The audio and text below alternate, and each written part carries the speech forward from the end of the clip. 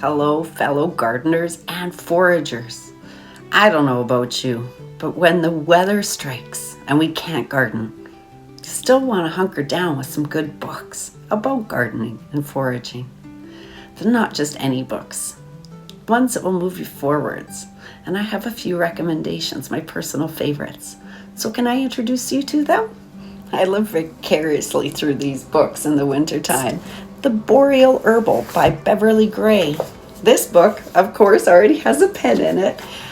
And the reason I love this book is because it was my first introduction into the weeds, trees, shrubs, roots in my local area. Because I live in the Boreal forest and it is so great to walk out and find dandelions, well, of course. One of my favorite quotes from this book stopped me in my tracks. A weed is a plant that has mastered every skill except learning how to grow in rows. That's so true. The next book on my list was my second book.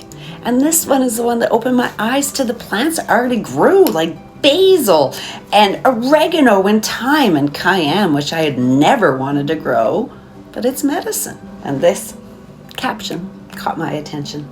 A combination of garlic, parsley, and fresh ginger morphs from food into medicines as a result of how it's prepared and the dosage amount. That's so true too.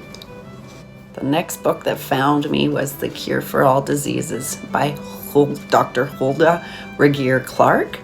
And 2 weeks. I burned through this one. I could not put it down. And the only thing I can say about that is, when was the last time a doctor told you to deworm yourself? That's called on a regular basis. No medical advice, but read this. And this is the most popular book at the moment, and I have to agree, The Lost Book of Herbal Remedies, The Healing Power of Plant Medicine.